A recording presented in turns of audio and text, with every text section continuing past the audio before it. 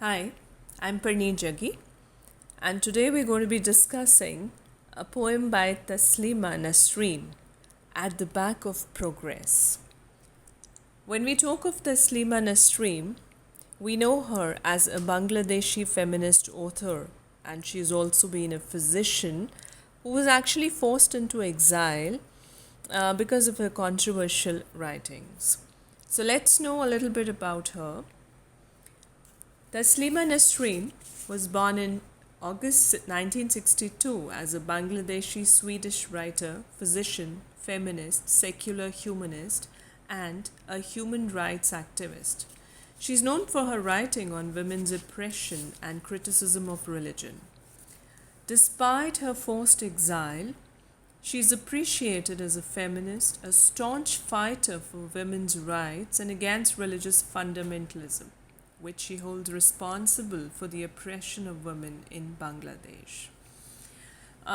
She's written more than 30 books of poetry, essays, novels, short stories, and memoirs, and her books have been translated into 20 different languages.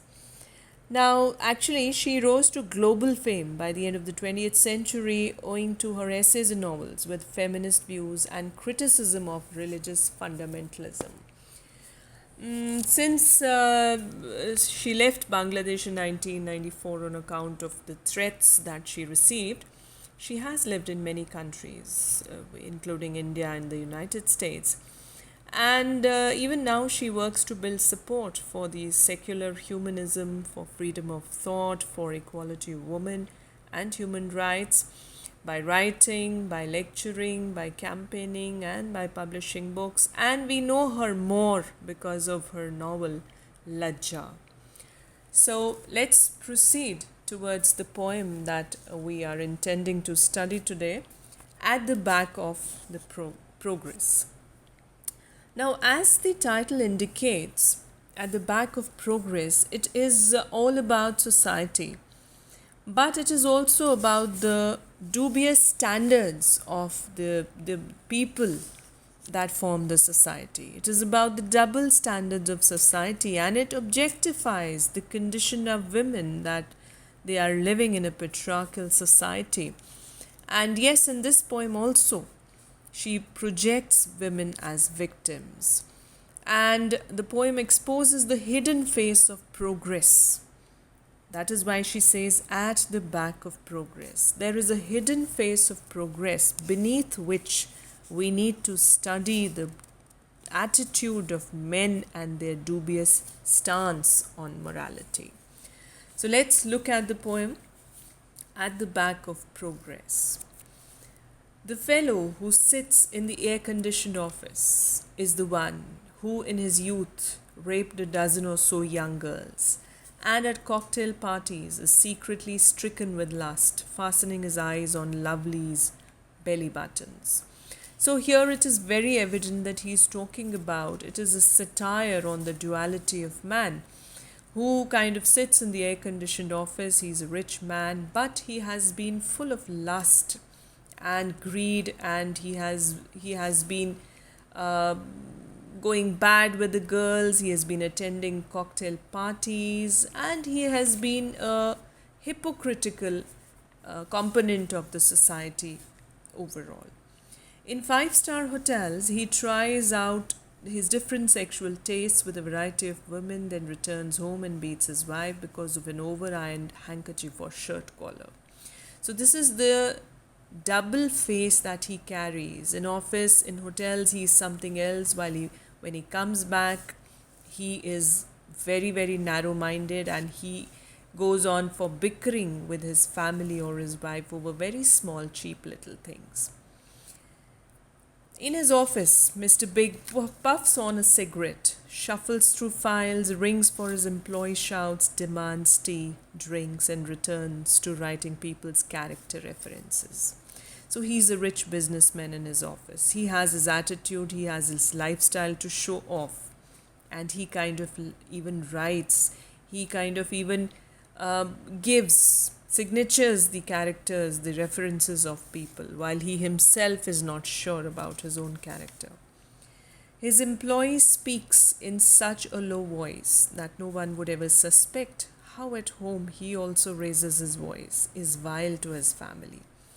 But with his buddies on the porch or at a movie, indulges in loud harangues on politics, art, and literature, and how some female, his mother, grandmother, or great grandmother, committed suicide. So now it is not just the boss, not just the employer, but also the employees that speak in low voices in the offices. But nobody would ever guess that how at their homes they raise their voices. They are vile, they are bad to their families. Their behavior is not good, it is abusive, it is unpleasant, unsympathetic. And when they are with their buddies and friends, they are discussing movies or they're discussing politics. In loud harangues means they are indulging in speeches and disputes and discussions. All kinds of discussions are going on art, literature, and on even the females of their families, how they died, or even their personal issues. Bidding goodbye to his buddies, he returns home, beats his wife over a bar of soap or the baby's pneumonia. So very mundane trifles he has. He is a very narrow-minded man when he returns home. He engages in discussions of big issues only when he's out, but when he's at home, he even shouts, he abuses, even beats his wife. Next day at work, he pleasantly brings the tea, keeps the lighter in his pocket, receives a tip of a couple of taka, and tells no one that he divorced his first wife for her sterility, his second for giving birth to a daughter, his third for not bringing a sufficient dowry. Now, with wife number 4, he again has someone to beat over a green chili or a handful of rice. So this is how, with the trivialities of life, he is making a sober face outside in society. Now, this is the final stanza, talks about the man who keeps a lighter in his pocket and he's serving somewhere and he gets a tip for his service. But look at his family life. He's already divorced his wife, one wife, second wife, third wife, and now he has a fourth wife to look after his small trivial things. Now, this is highly sarcastic. And evidently, we can see that it mirrors the thoughts of Taslima Nasreen herself and the kind of domestic treatment, domestic violence women are meted out to. The object of domination, suppression is in juxtaposition with the economic growth and progress that we are witnessing in society. So all these developments in society, they just seem irrelevant to the kind of progress that our society actually is heading towards.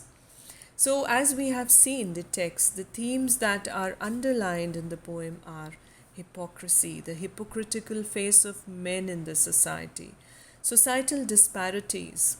We still have the highs and the lows, the rich and the poor, the gender differences also. Then we have gender equation as a very prominent theme in which women is still victimized and she still has to face that disparity and the domestic violence through the hands of man. And then there is the general oppressive attitude which we have seen as a cause of sadness and sorrow in the whole humanity. So this was a brief analysis of the poem At the Back of Progress, written by Taslima Nasreen. Thank you for now.